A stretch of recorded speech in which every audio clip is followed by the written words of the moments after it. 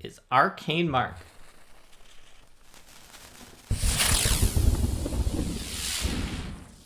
Hello everyone! Welcome to Arcane Mark! Today we're going to talk about why do RPGs have classes and other RPG secrets, generally involving both classes and classless systems, and sort of the spectrum of what those can be, how those come about, why they come about, and the strengths and weaknesses of each point along that little line. So let's first talk about what a class is. Classes, generally speaking, are thematic groupings of character abilities that might be tied to major archetypes of character types that you would expect in a given game system setting.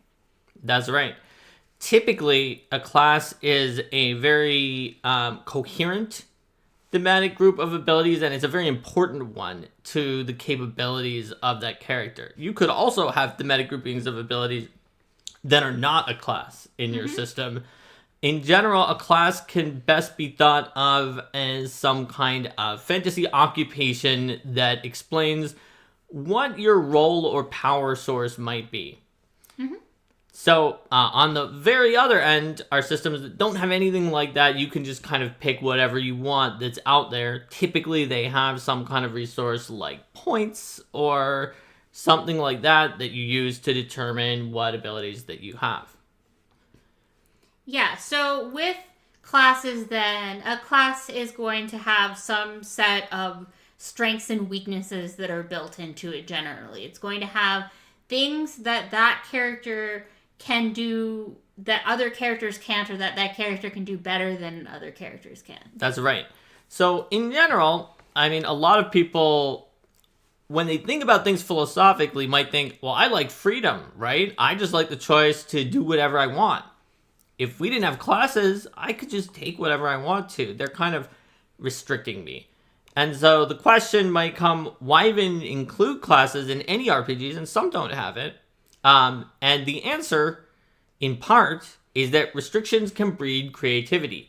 They can also help set the narrative and the tone of your game. They can also make your game more approachable to folks who are coming in. I mean, I remember, jumping into Play Mutants and Masterminds for the first time, which is completely classless, and this was what edition of it was? Second, yeah. And just looking at this giant table, and it's like, where do you even start to figure these kinds of things out? Classes communicate a lot about what the story is. They also help to set a baseline for people who are making adventures, whether they're home GMs or people making published adventures, about what kinds of things and what kinds of roles characters might be expected to fill.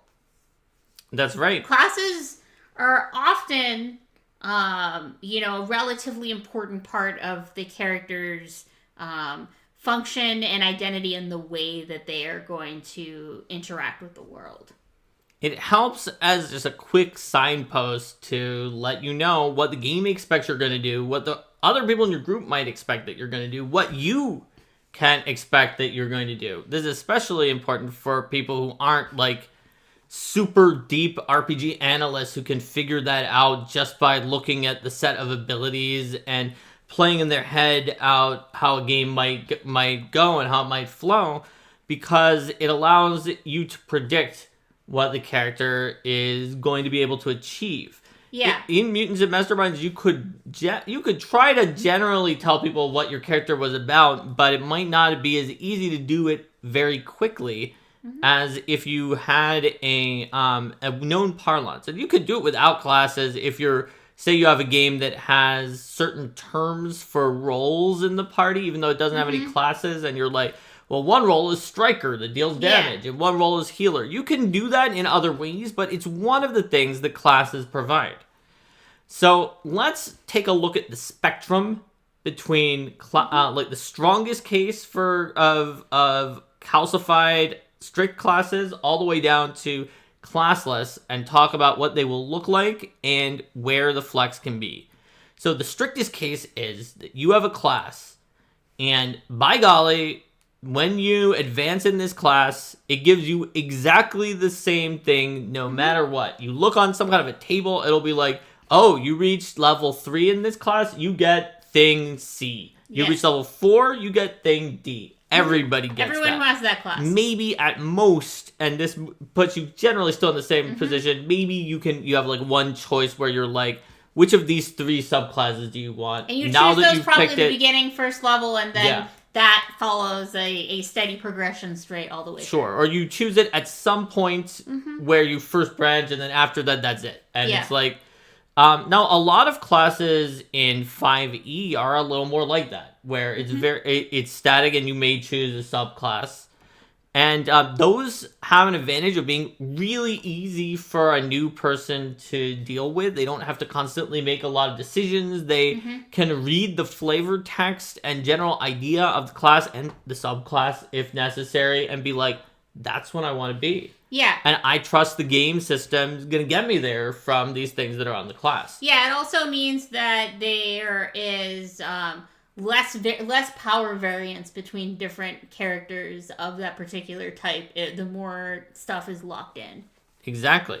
So the advantage is it's easy to do it, and if you design them well, it's easy for a new player to fulfill the fantasy that they wanted to fulfill as well. Disadvantage, like Linda said, is since it's all locked in, there's not very much variety. Once you've seen one character with that class and subclass, if necessary, you've more or less seen them all. You know, there are gonna be some ways to vary. If it's like, for example, if your game has a magic system and you can choose spells independently, or your game has different weapons that feel really different and you can choose different weapons independently, or if there are other toggles of customization that are on top of it. But from the class perspective, at least, it's less flexible. And the more flexibility you have, generally, the easier it is for people to come up with. So people who are very familiar with the system to come up with some customized way to express a very niche or wacky idea. Though one other thing that can happen though is that classes are a powerful tool for allowing for ribbon abilities that aren't super mechanically powerful, or things that are even directly drawbacks but then are counterbalanced as a part of an overall chassis. You know, if you want to have an ability that is like, this is just kind of thematically cool, but it's not going to really bolster the power of the character, then it's harder to pull that off in a system where you can't easily batch it together with other things. Yes, especially if that ability really helps sell, like, the thematics of the fantasy, which just isn't that strong. It's easy to batch it in. Classes give you that batch, which can often be a pro, because you can throw in the 3 things you know that they want with 4 things they might not care about, but that actually really deliver the flavor. There's a lot of really great stuff going on in chat as well that I'm going to want to address soon, but I guess we probably should finish the point we were making there about what's the opposite end of the spectrum. So we should move along the spectrum. Yeah. So the first thing you can do from this very extreme end, and by the way, 5e D&D isn't all the way at the end, because it has done one of these things, is you can loosen up that archetype of the most strict class definition by 1 or more ways. And each time you loosen it up, it gets a little farther along. But there's a few ways you can do that. Way number 1, strict classes, very few choices, still just like before, but you aren't necessarily married to one class. Maybe you can have multiple classes, and whenever you advance, you choose if you want to start a new class in certain ways. And this may be 5e is kind of like that. This may be a structure where you have primary class, secondary class, or this may be a structure where you have multiple co-equal classes. You can also then have rules about, are there limitations to how many multi-classes or, multiple co-equal classes you can have at the same time. That's right. So another way you can loosen up on that restriction is if not all of the class's abilities are set. Either because as you get looser and looser, it can get more and more extreme. Either because there's some things that you automatically get and some choices, like in Pathfinder 2, where you get the features automatically, but then you also can choose feats off of a list of feats for your class. Or maybe there are a set list of abilities, but they are chosen randomly, or you can choose them. So, for instance, in Shadow Dark, they're chosen randomly. In Fabula Ultima, you can choose them, which one you want every time you advance in that class. And then that's an example of one where you have multiple classes. So that one does both things, Yeah. so it's even further along. You have multiple classes, and they're multiple co-equal classes, but then there's the limitation of you can only have 3 at a time that aren't fully maxed out. That's right.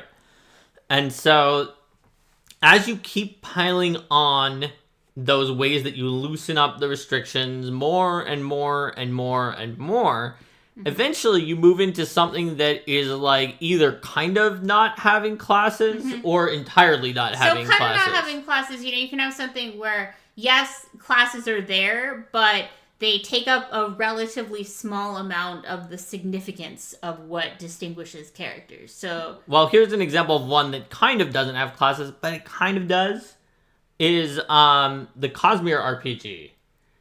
It doesn't have anything that's called classes, but every time you level up, you get basically, I don't think they call it a feat, but you get what is called a feat in D&D and many other systems where it's just a selectable choice. And they're on, I think it may be called a talent or something. They're on these giant trees.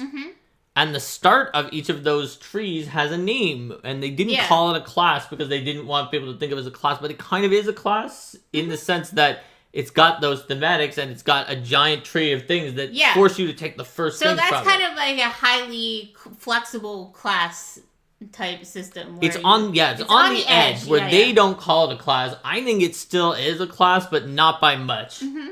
And you can always just go wherever you want on that tree, but when you're starting out a new not class, you have to take the first node in it as you're traveling along your flexible path.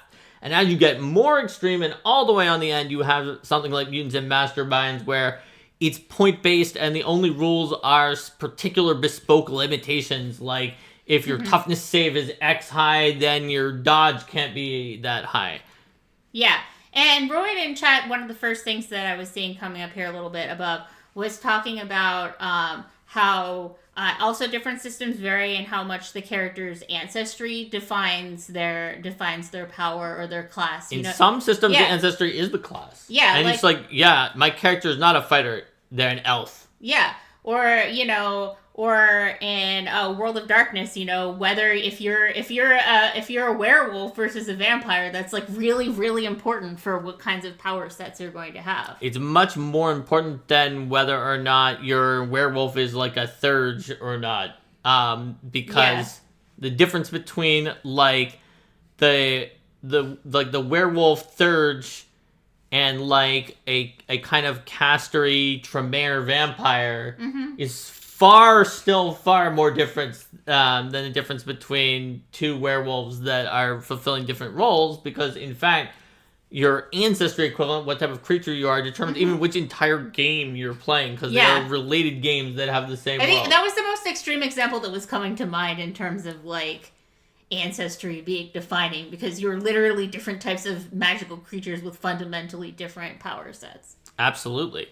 And so there's as many possible ways of handling classes, really, as there are tabletop RPGs. There are some that are very similar to each other, but there are none that aren't exactly the same. And so when we're talking about why do they have classes, we mentioned before that restrictions breed creativity. But the other secret truth is that for all that it seems that a classless system with points where you can just kind of do whatever you want with only a few simple rules would actually be able to give you more variety and give you the infinite flexibility, they sometimes wind up in practice giving you fewer possible options other than traps that are just worse than the options that are better than they are. Yeah, so for example, in a you can easily have a situation where, say, a class-based system has one person who fights in melee in a way that is tanky, one class that fights in melee in a way that's like, forget accuracy, I do all the damage. One class that's like, very focused on the accuracy or things like that. But in a purely classless system, unless the designers are very, very, very careful about everything that they put out, in every book and how it's all going to interact, which we've talked about before, like in our errata episode we just did, how impossible it is to cross-check everything. You're then going to get things where it's like, oh, this is the best way to deal damage. Exactly. And so then people who are trying to optimize are going to be like, well, we're just gonna take this. Even this if your point-based system has quotas, and it's like, so let's suppose that you had a point-based system that was trying to do something similar to Pathfinder 2, and you could buy abilities that are like what people have in Pathfinder 2 or D&D 5e, right? And you said, okay, one of the things you can buy is the fighter's accuracy. Even if you had a quota for offense, and you designed it such that you could not buy the fighter's accuracy and also buy barbarian rage bonus damage because you run out of that quota. First of all, that's already putting restrictions in. But secondly, someone's going to find what the best possible thing is to do. And then that is just going to become like the right path. Especially when you can build anything else you want with that.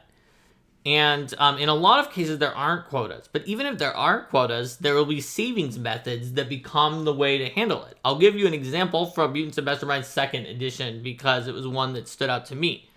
So in Mutants and Masterminds 2nd edition, you really wanted to make sure that you maximized your dodge and toughness saves. And you could either get them to like on par or, one could go higher and the other one goes lower or whatever you want. But you obviously were going to cap them out because otherwise you were going to get hit and then you were going to get taken out, right?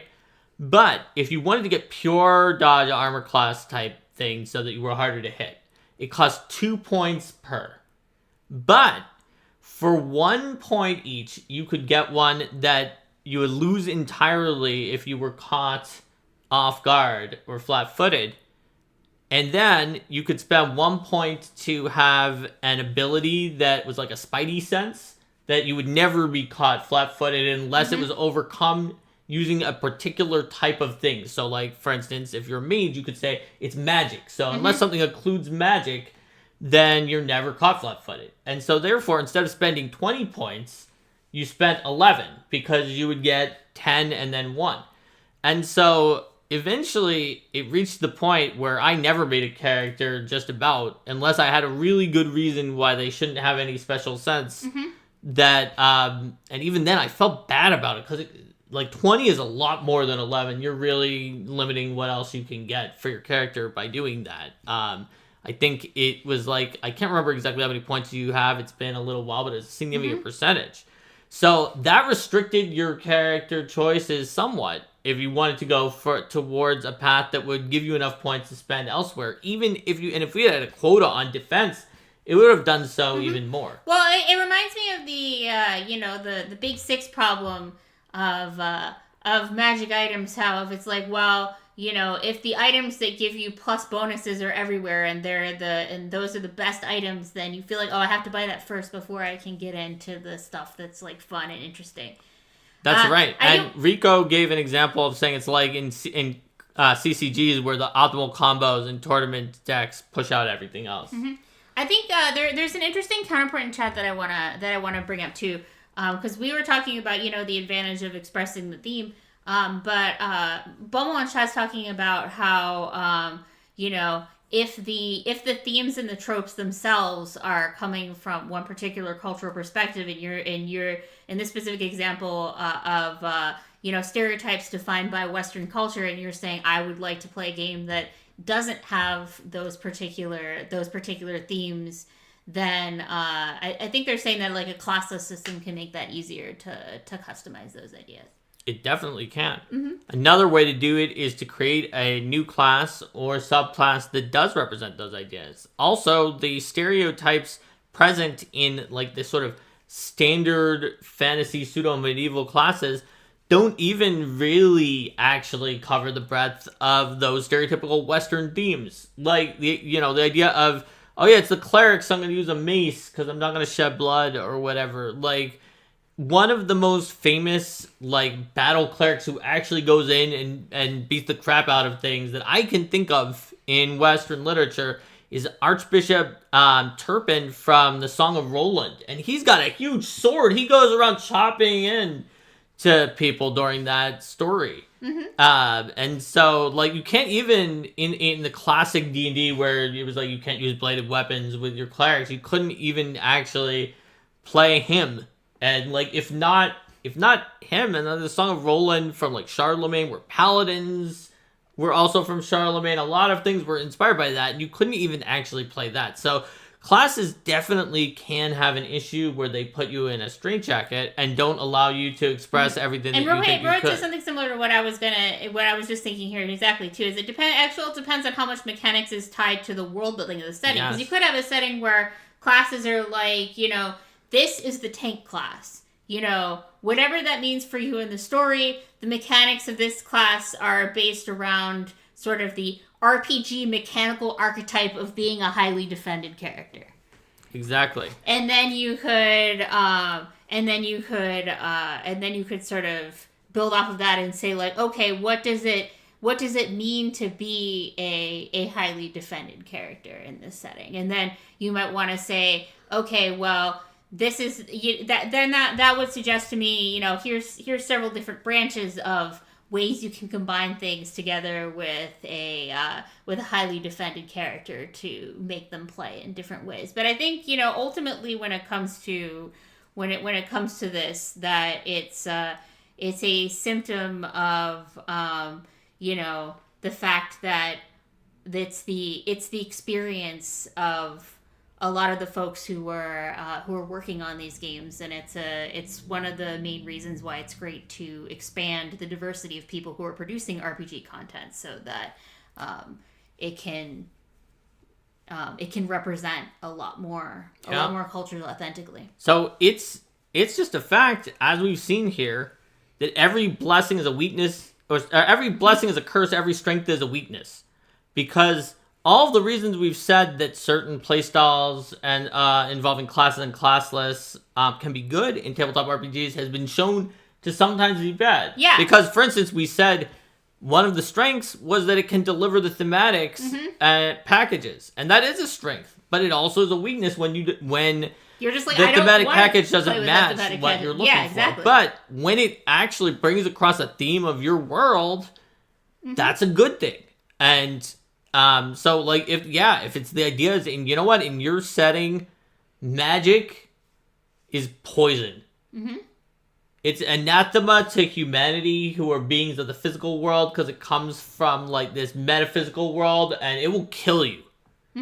And so, like, you have all these things in the class of and your wizard class is actually good at dealing with other poisons, because that magic is poison, so now you could deal with poisons too. Like, and some people might not want poison, and they might not care if they're good at dealing with poison, but it's important to your setting that it does. And that's not a Western trope or a particular thing about any one culture, but it's something that in your game system you wanted to do.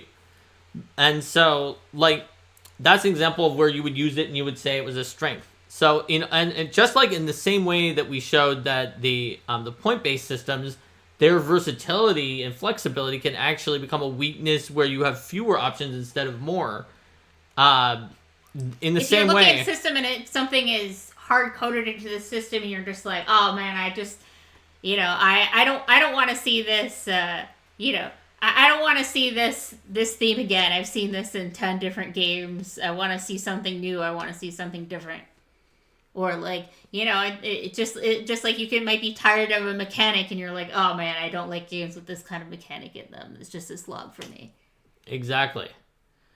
And so, essentially, it all comes down to figuring out what you want in your game. Because sometimes a classless system is right for your game because that's what you're trying to get across. Or a system with fewer restrictions, like a loose class system or a strict class system. You want to look at what is your game's target audience. Typically, the more casual your game is, the more likely you want to have a stricter class-based system. However, even if your game is for very experienced players, you still might want to have that. But that's where it sort of opens up, and you you're telling yourself, well, I can do a lot of different things. Yeah, but in that case, like, sort of the class is a part of the broader list of how many overall choices you would want to have, right? Like, you know, a system where it's like, yeah, sure, you make the class is simple, but then you have like this other pile of feats you have to choose and all this other things you have to choose. Because especially when you're looking for something for newer players, and that's why with the with the beginner boxes, they don't have nearly as many options in them, as you want people to be able to get in and start playing without having to spend a ton of time reading through stuff. And then once they have a chance to, some folks like reading through the entire giant tome before they start, but a lot of folks want to kick the tires and see what something feels like to play before they try to get into the nitty-gritty of making those kinds of decisions. Absolutely. So that step one is know your audience. And then step two is know your fantasy, know your story that you want to tell. And the more specific it is, the more that there are certain things you want to be in there no matter what, the more likely you are to have classes or something very much like them as a delivery mechanism for those things that people don't care about from a mechanics power gaming perspective. But that you care about having in there from the narrative perspective, like in the example where magic is a metaphysical poison and you need to have those poison things in there. Nobody's going to pick the poison things if they're just one of a list of options. But if they're part of the overall package and they're like, this counts for a little bit in terms of the power, but not a ton. Right. Or it just doesn't, it's just something you throw in there for free because it's part of the story of the class. No one will know that. As we've mentioned before on previous episodes, people will somehow assume that whatever is in there is being accounted for and may have cost them a lot, and that they would love to trade out those. I would like to trade out these poison things for 3 times as many spells per day, please. And it's like, no. No, that's not. Dude, we gave you the poison things for free. Well, it kind of makes me think of like the buckets of the power buckets of the different types of feats, class feats versus skill feats and so forth in Pathfinder 2nd edition. So when you're seeing a classless system, one of the things that does kind of help with that is when they divide abilities into buckets. And buckets and clusters and things like that. So it's like, okay, yeah, now your offense abilities aren't competing directly with your social abilities, aren't competing directly with these kinds of things. And a lot of times they don't give you buckets. It just depends on the system, and it's just like, yeah, no, you've got points, spend them on whatever you want. You could theoretically make a character who has no defense. It just wouldn't live very long, probably. But maybe all the enemies would die. Because you're ridiculous offense that you purchase. Yeah. Sometimes it's more like Mutants and Masterminds where it's like the only limit is you can't put more than X into the same ability to get it past numerical value Y. But it's like, yeah, you're never going to have higher than this amount of a saving throw on that ability. And there was a question at the beginning about what are our personal preferences. I would say that I typically prefer class systems that have classes in them, but as long as because of the sort of the startup effort of trying to get into things if they don't have a class, but I also really like having a lot of customization options. So I prefer games that are more toward the middle of that spectrum generally. I mean, I've certainly enjoyed with World of Darkness where you don't really have so much of the traditional class, but you're still like, okay, well, I then define an archetype for my character and I'm building toward it, but then I have there's not a million things that are all out there competing with each other. I have a few things that I'm focused on trying to improve. And so I built that out there. Whereas for me, at least, sort of the 2nd edition Mutants and Mastermind style didn't necessarily work as well. Where it was like, here is everything. It was more like, okay, yeah, I know that I have a strong category of ability score type things, attributes. I have like a weak category, then I have a mid category, and I'm going to try to build based on that. Okay, I know that I'm going to be like this general type of fighter, and these are the types of magic I'm going to start with, and then I can build from there. I do like being able to build and customize organically based on what the character experiences in the story. So that is one thing that I like about that style. Where it's like, okay, I can now move in a different direction because of the fact that I had. Like with a skill-based improvement system where you put something into a skill or a talent based on what you were actually using or training. Yeah, and I do that with like Pathfinder as well. I try to make sure that the skills that I improve are things that my character has actually been using. And if my character really didn't use a skill, then, even if it would be mechanically useful to increase it, it's like, well, I'm not going to increase it because they didn't use that. Yeah, I kind of like everything. I like everything for what it is. I enjoyed Mutants and Masterminds, even though I would say that, like, in some senses, to me, it was a flaw that I was always buying the half-price armor class that then I spent an extra point to never lose unless the GM chose to negate my special 6 cents. Mm-hmm. That didn't really hurt it that much for me, and that gave me more room to build characters that had ridiculous stuff.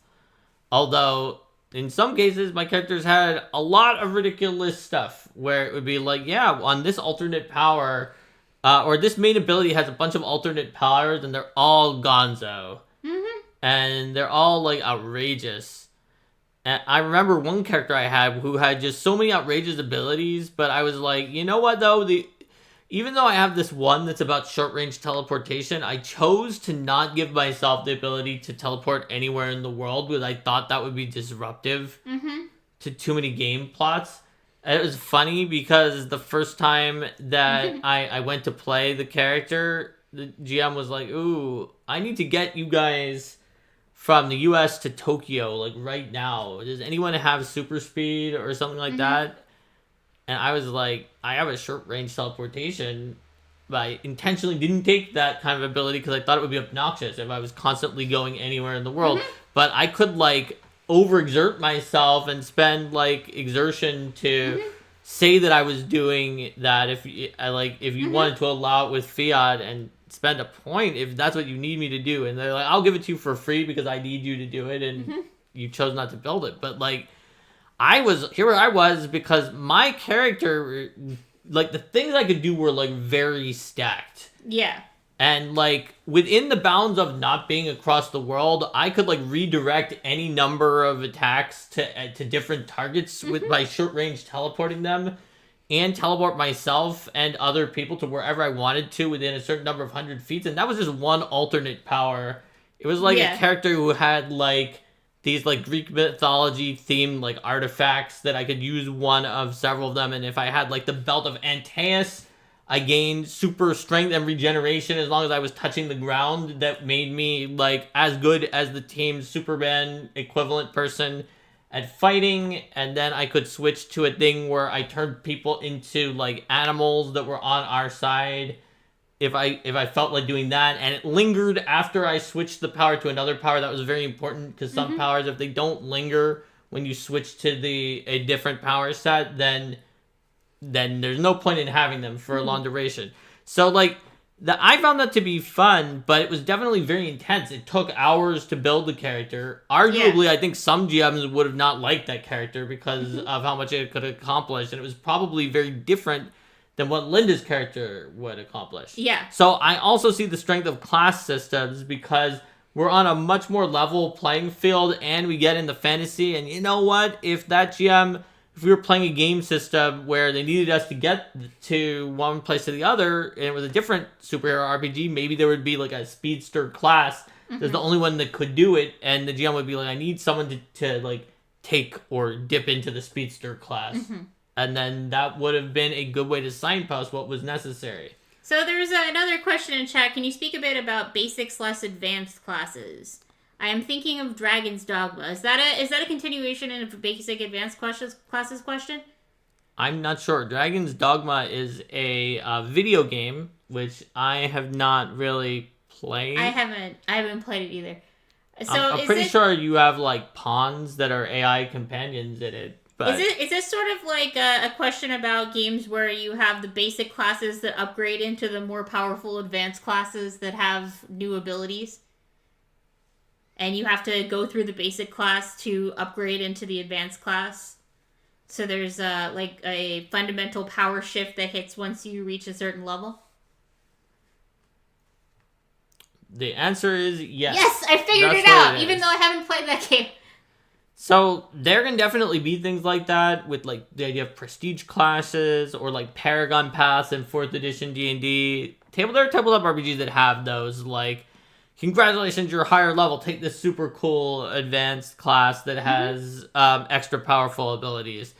And that can definitely work, and I think it can work well if you've built your system for it. If you're not sure if you want those extra classes to just be a fun way to customize your character or a power creep, more powerful option, and then you alternate between doing those when you're designing them, which sometimes happen with prestige classes back in the 3E, 3-5 days, you can get into a little bit of trouble. But other than that, I think that's just another thing you can do. Represent ways to synergize two sets of abilities, where it's like, I want to be, sort of the Eldritch Knight style thing, where it's like, I want to be able to cast spells and also be good with the sword. So how do these two disparate things then work together? Sort of the idea that you have to build up your skill in these two different things independently, and then eventually you'll unlock some kind of a higher level synergy. Yeah, absolutely. I think that, like, once you... Yeah, I would say that it's probably a lot easier to work with them if it's sort of like, okay, yeah, everyone can get to an advanced class once they reach level 10 or whatever, and then maybe each main class qualifies for a few different advanced classes, and it's a way to mix and match things. Whereas it definitely is harder if there's a lot of different ways in, and then it gets really bendy in terms of the power, and like, especially when it's like, well, the order at which you took these specific levels matters, or things like that. Absolutely. Then that can get pretty convoluted. I think it's definitely easier in video games when it's just like, yes, now I apply the seal of mastery, and now I am this more powerful class with these higher numbers. But yeah, certainly, but when I say like at a high level or whatever, it works better in a tabletop RPG if your characters are around the same power level and you don't have one person gaining some giant boost before the others. Outside of like, weird, in this adventure, there's a weird situation where this character gets a giant boost, and that's kind of what you're going for. But for long-term campaign stuff. So we've seen the spectrum of where you can go between strict class and sort of classless. So you should think about the RPGs you've played if you're watching this, and think about the different ways that those have been expressed in those RPGs, and which ones you've liked and which ones that maybe you haven't liked, and think about how the classes have interacted with that. Yeah. I also think about, I'm also thinking, this is making me also think more about some video game classes where it's like, well, if you master this class, then you get an ability, and you have a certain number of ability slots where you can equip mastery abilities and try to synergize things like that. And that's, I'm trying to think if I guess, Fabula Ultima is a little more like that, where they have mastery abilities, but there's not a limited number of slots. Yeah. Because you just never will master more classes than they want you to master.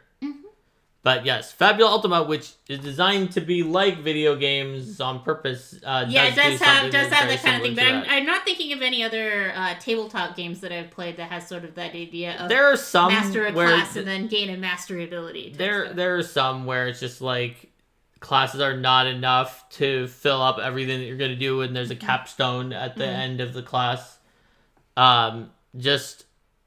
I think but it doesn't feel as much like the video game one when you're quote just getting a capstone ability that's at the bottom of your class. Well, also like video games are more able to do massive adjustments to all the numbers without causing headaches for everyone. Like, if you're like, whenever I switch into this job, then all 12 of my stats change in these very specific ways, or what have you.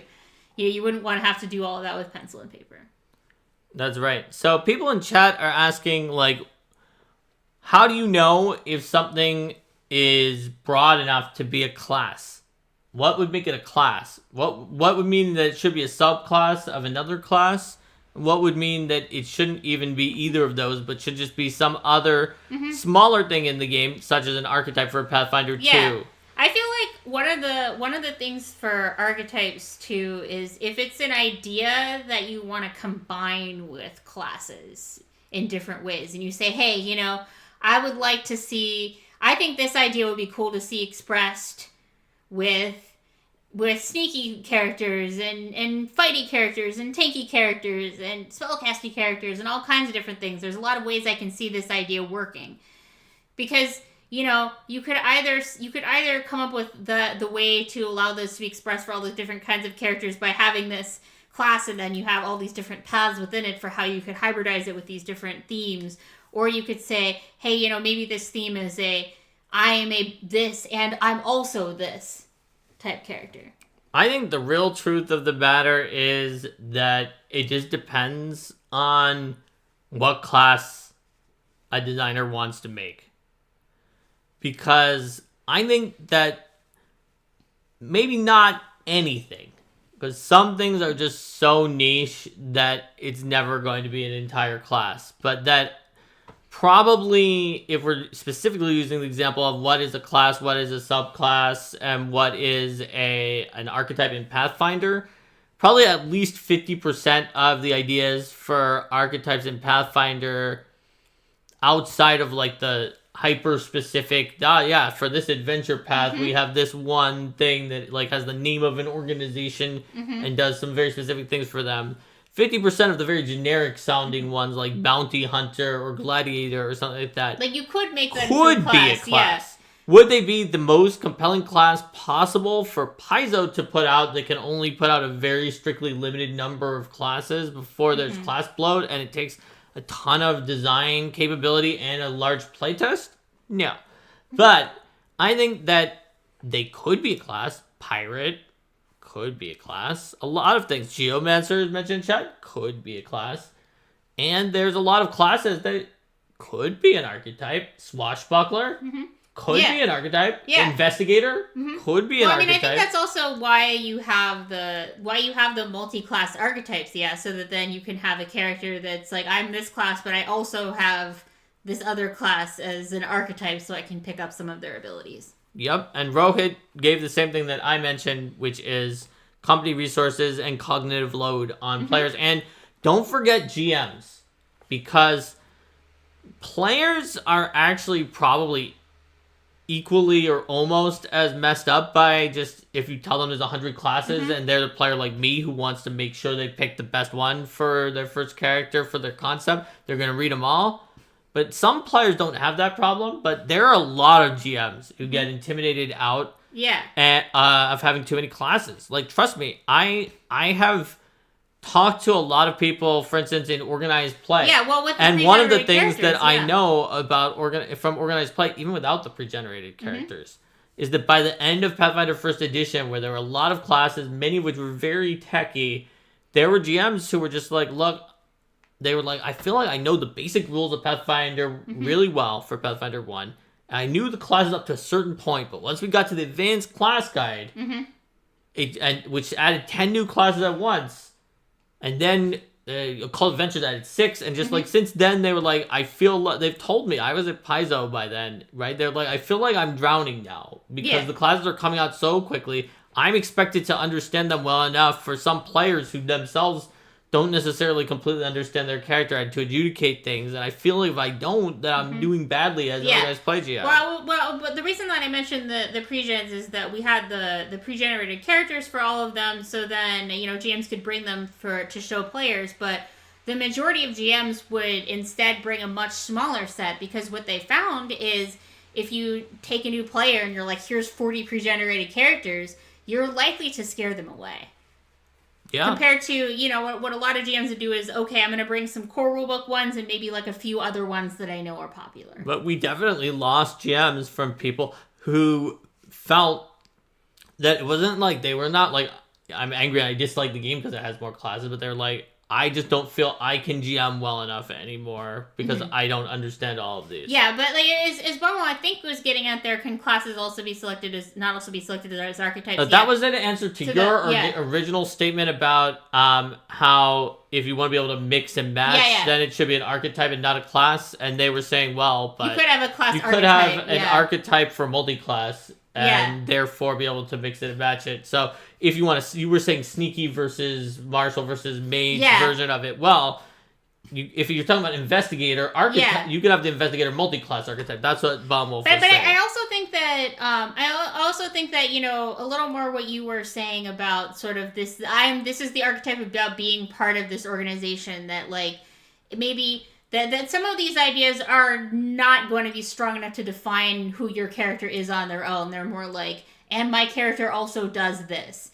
And especially if the concept doesn't inherently have anything to it that's about how the character fights, but is instead like, here's something I do with skills. Like linguist. Yeah. The linguist is a really good and cool archetype about being a linguist, but it's not going to be a class. Mm-hmm. Not without adding a fundamental aspect to it that's not in there, like making it a true namer. It's no longer just a linguist at that point in time.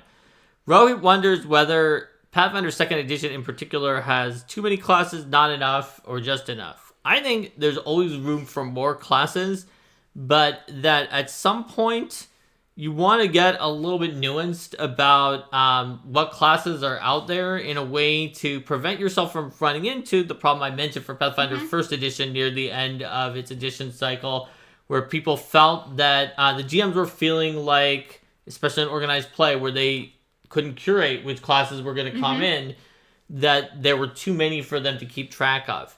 And obviously, organized play often feels like the pressure of if a new book is released, that if it has a class, even if the design team said the class, like let's say that the design team is like, well, we're thinking there's a lot of classes now. There's sometime way down the line, like let's draw a distinction, and all the classes after this will make them rare. So we feel like these are the expansion later stage classes, and not everyone has to learn them.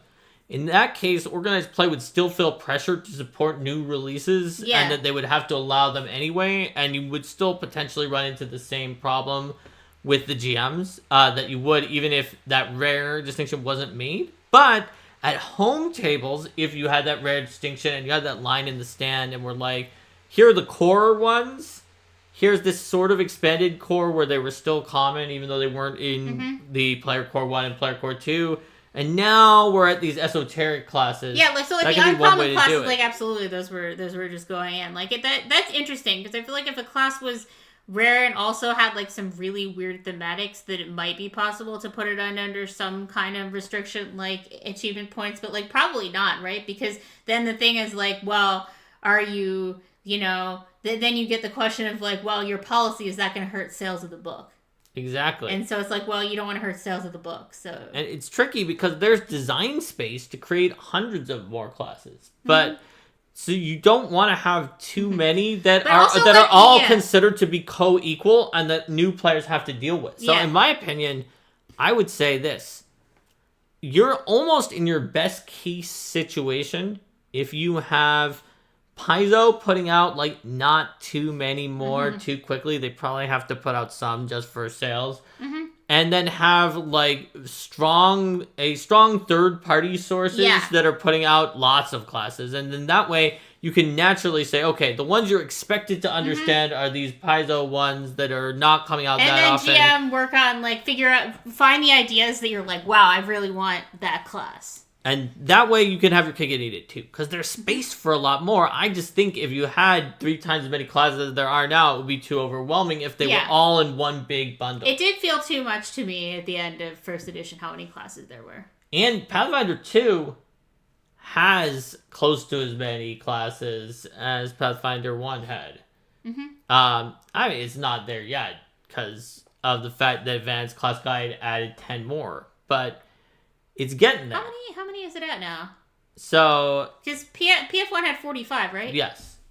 And PF2 has now reached the point, if we're going to include all the ones that have been announced and play tested, even though they're not quite out yet for like the Commander and the Guardian and the Animist and the Exemplar.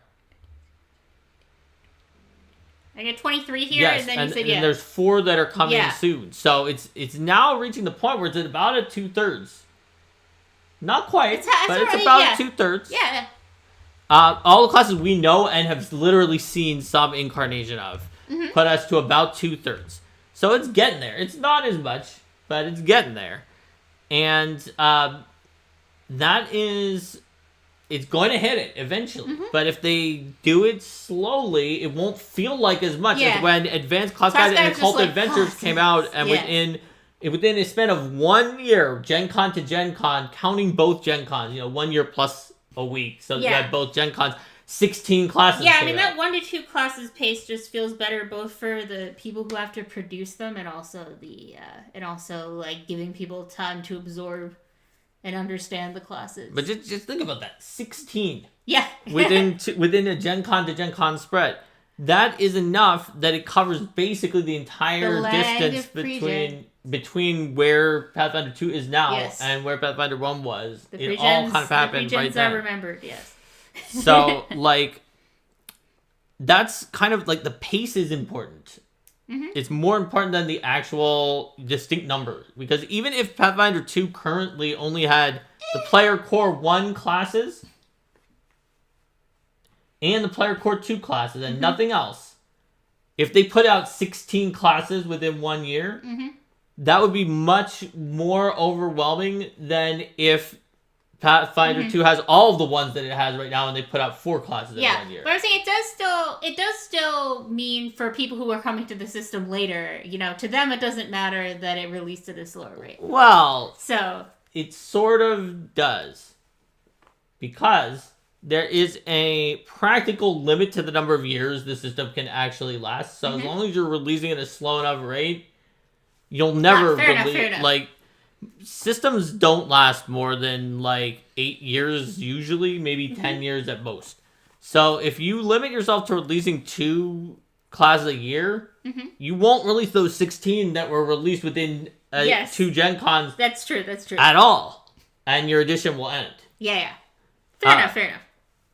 So I think that Oh, is... Rohit, if you want a book with 16 classes, then you could always try to make one yourself. I wouldn't recommend it, though. That seems like a very, very hard project. Yeah, absolutely. Oh, my goodness. So I guess what I'm saying here is that it's important that the load of overall classes, and this is true for everything, not just classes, that a player or GM feels that they need to master before they can get into things increases the cost and friction of entry into the game system. So you have to be cognizant before you add too much to that. Question for you, Mr. Designer. Were classes easier to design for PF1 or PF2? I mean, classes were easier and harder for PF1 than they were for PF2. There's no, it's apples to oranges. Because you could design a class for PF1, not very well, much more easily than you could design any class for Pathfinder 2. Because Pathfinder 1 class didn't have all of the feats and other options. It didn't have to. So if you wanted to make a class for Pathfinder 1, and like some of the ones in Advanced Class Guide that were really short and only took a page or 2, and you're like, I want to make a quick, easy class for Pathfinder 1. It doesn't even have rogue talent type things. It doesn't. It has these simple abilities. You could do it. But if you actually wanted it to not be broken, which, most combinations in Pathfinder 1 had some things that were ridiculously broken, it could take much more work than a Pathfinder 2 class just to, work through all of the possible combinations. And even then, you're building to one power standard when actually Pathfinder 1 game groups were playing to power standards that were so far off that you could easily have a group where a single level 8 character in that group could kill not just an entire party of 6 level 20 characters in another group playing to a different standard, but could kill any number of copies of that group 6-player group even 1,000, even a million, even an infinite number of okay, but at some point they would just roll only natural ones. No, because they could have done, there's some combinations in Pathfinder 1 where you can create an infinite number of copies of like something even more powerful than those level 20 characters. Fair enough. Because you like stopped time for yourself while like paintings of really high level character opponents that had all of their powers, and or something like that. And then they would just all come out and attack, and because you could do that for an infinite amount of time. Loop. So like the point about it is that anything is easier than designing anything from Pathfinder 1 and expecting that it will function at all levels of play, because it never will.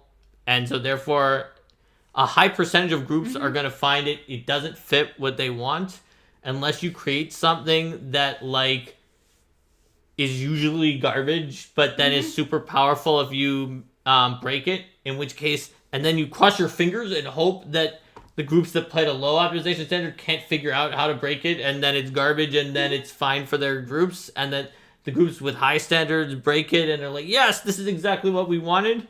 So you can have situations where, like, the Pathfinder 1 Kineticist, which was decried as being completely useless and weak, and the weakest class in the game, and being overpowered and far too strong and ruining the game, because of the fact that it had a high floor. So if you're a new player and you're just like, I want to be like Avatar: The Last Airbender, and you play it, you'll probably be strong and do, like, at expectations. Even if when you try to build a fighter, your fighter would probably be bad because there's so many traps in Pathfinder 1. Whereas on the other end, it was heavily designed so that you couldn't make that thing where you made an infinite number of paintings of high-level creatures. Because Kojo says in this episode, Mark tells us how PF1 was broken. No, but see, PF1 wasn't broken. It just was played at highly different optimization levels. If you were playing with a group that was all at your optimization level, and the GM knew what that was, all the players were roughly at a particular one, like our group, very high. Not bleeding edge, not those paintings where everything dies, but a very high optimization standard where we basically anything goes, but as a group, we just group banned things that seemed like they were too busted. We'd have a conversation where, like, yeah, this seems pretty too busted, right? Yeah, that seems too busted. We would group ban or group errata things that were too busted. But other than that, anything goes, and we were very high up. And that was great. It took a lot of effort from the GM because the adventure paths were not nearly hard enough to handle something like that. But so it's not that Pathfinder 1 was broken, it's that it was not the same game as the table of Pathfinder 1 being played near you by the other group that was there. It was not even close to similar. And so could lead to a lot of angry discussions online from people who assumed that they had a common ground for discussion, but in truth were playing games that were so different from each other that they were both correct about things they were saying while also saying the others that they thought the others were liars or wrong, and their experiences must not have happened. So it was an interesting time. Indeed. And Rico says it could be fair to call it broken if they're wildly out of line with the design and counter material.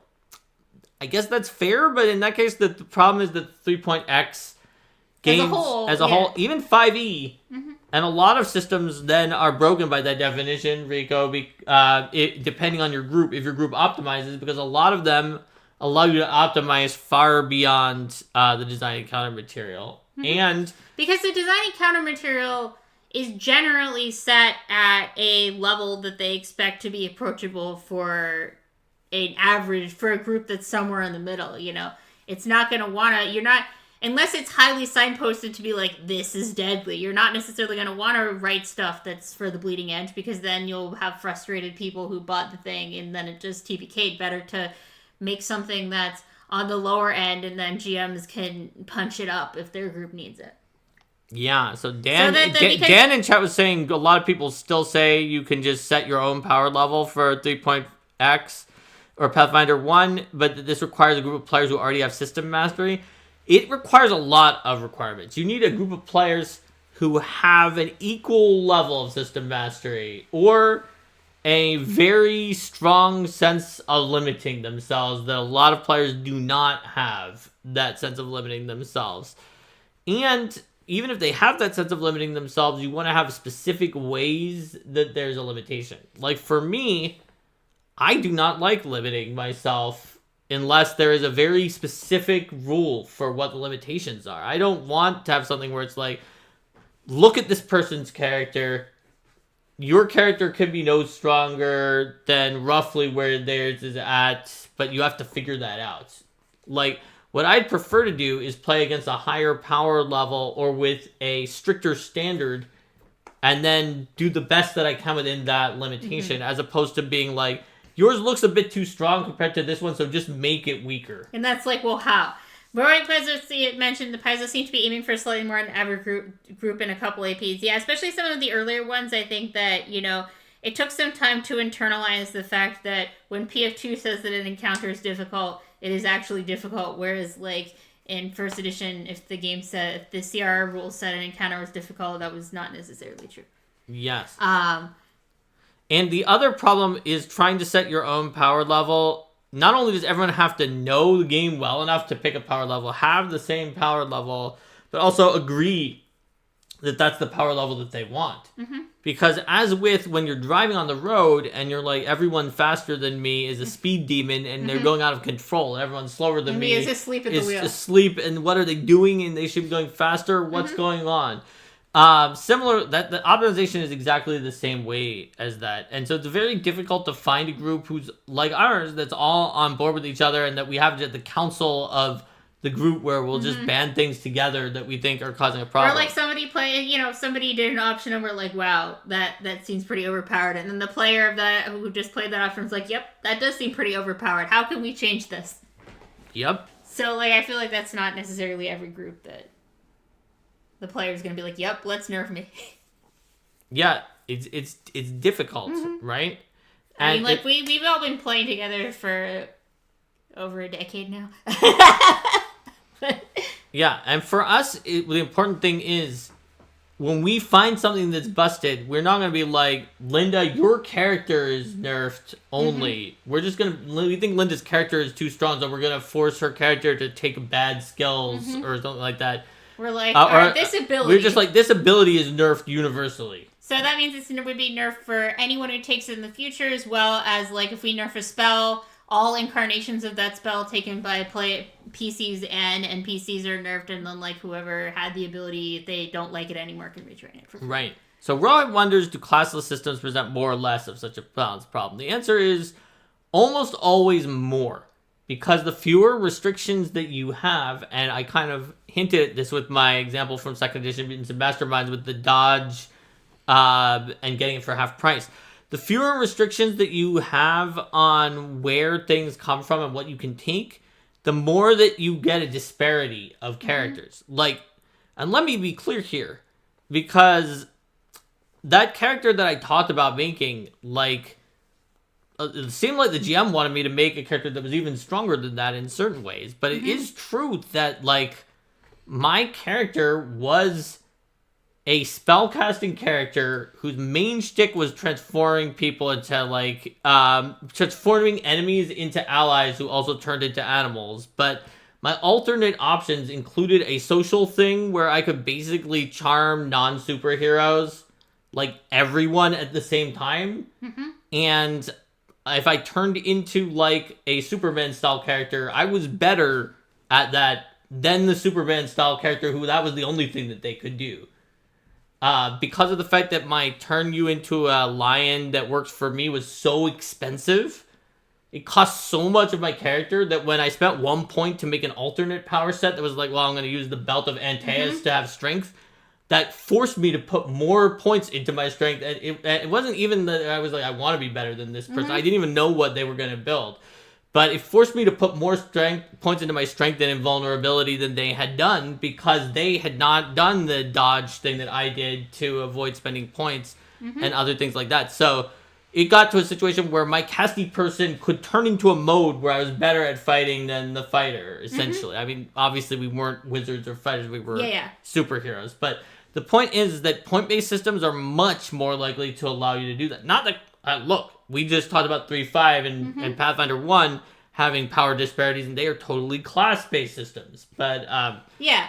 I mean, Cosmere isn't, like, strictly point-based, though. It's more of a...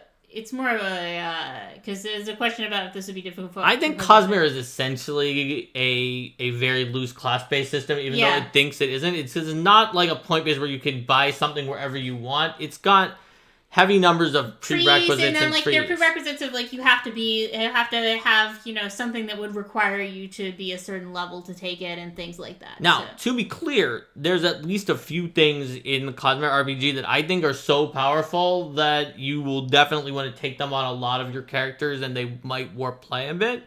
But the way that the trees work, it's not just like spending those points on dodge and mutants and mastermind. There's a real opportunity cost to everybody getting that stun 2 attack on their melee characters, even because it's going to slow you down on all the other things you're trying to do because you all built into the thiefy pull for 2 levels, which is like 10% of all the levels in the game and a significant part of your early tiers. So because of the way it's built, it's like pseudo pretty classish, even though it claims not to be a class-based system. It's maybe not exactly. I think that it has the strength. It has the strengths of a class-based system in preventing that from being a free-for-all. Using sort of the more loosey-goosey definition of class that we used here, then it would work. But yeah, absolutely. So. Yeah, just frankly, I think they're not going to have a huge problem from that because it's like basically in Cosmere, even though it built itself looking like a feat tree, it's essentially like a system with multi-classing level by level, right? Where you have a few options within the class because of the fact that each level you get to do one thing, and one of those could be start another tree. So it in essence is the same as a multi-class level by level class-based system. Yep. So when it comes down to it, why do RPGs have classes? Well, like we said, it's a way to bundle things together so that you can include options that people wouldn't necessarily always want to take but that are important. It's a way to deliver the theme and the narrative of the world, which, as we pointed out, is a double-edged sword because sometimes that can force a theme or narrative that people don't want to have on their characters. And it's a way to make it easier for new players or people who are new to your setting to learn more about things and to quickly build a character without being overwhelmed by choice paralysis. But what are the benefits of having a classless system? It's freedom to build exactly the character you want in the way that you want to. And I would say that is the bottom line. That's our TLDW of the episode. Do you have anything else, Linda? No. All right, so please like and subscribe. And hey, if you really like us, then join. And stick around for a moment because I forgot to grab the poll from the previous episode. So I'm going to get it now, and you can vote for what our next episode will be. Momentarily. As soon as I grab it from the previous episode. Potentially pause before so it doesn't start I'm going to pause it. Yep, there we go. But normally we grab it, but we were running a little bit late, and we did not do that. Indeed. So let's see. The possible episodes will go here into chat. We will need a new tyranny. Oh, right. We didn't come up with a tyranny. That's correct. We do not have a tyranny. So we can do a...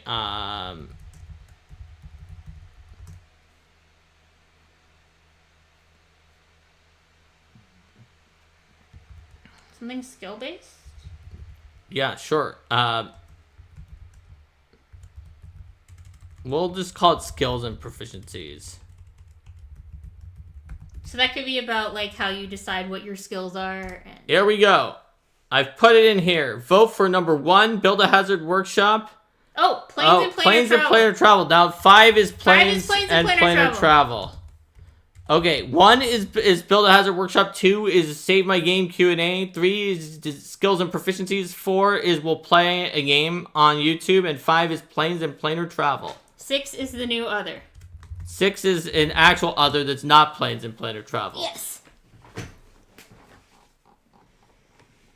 So put a number in chat depending on which one you want to see for our next Tuesday episode, because our Saturday episode is going to be all about player tools of it's going to be player tools the power of teamwork. And I'm going to assume that Baumwolf wants the one that Baumwolf came up with. Yes. Despite not having a vote for that, in which case there are... It is a tie between 3 and 5 with one vote for... Yeah, Baumwolf has indeed voted for that one. So it looks like Planes and Planar Travel has done it. Unless there's another last minute... another one for Planes and Planar Travel. All right. So we're going to go Thanks for the suggestion, Baumwolf. Another plane on Tuesday after talking about teamwork making the dream work on Saturday. So everyone, I hope that you enjoy Rose basically says, I would like 5 that involves all long distance travel, including intercontinental and interplanetary transport. Yeah, I think we're going to have to include other planets when we talk about planes and sort of the idea of the journey story, like the Odyssey or Celtic Otherworld, where they would go to islands that were all basically planes. Yeah. And the idea of how another continent or island or another planet, like even going all the way back to like Lucian's sci-fi farce of making fun of the histories it was called A True Story, where he would go to the moon and other things to make fun of how historians just made up lies. First known so sci-fi. We'll want to talk about those in terms of how and also like another what is it, plane how do is you, like another planet. What kind of mechanics do you have to get characters to those kinds of long distances rapidly, and what does it mean for your setting if that kind of transport is possible? There you go. So that is what we're gonna do. And Super Mario Odyssey is a great game, Dan. And we will see you later. Have a great week. Take care. Bye, everybody. Bye.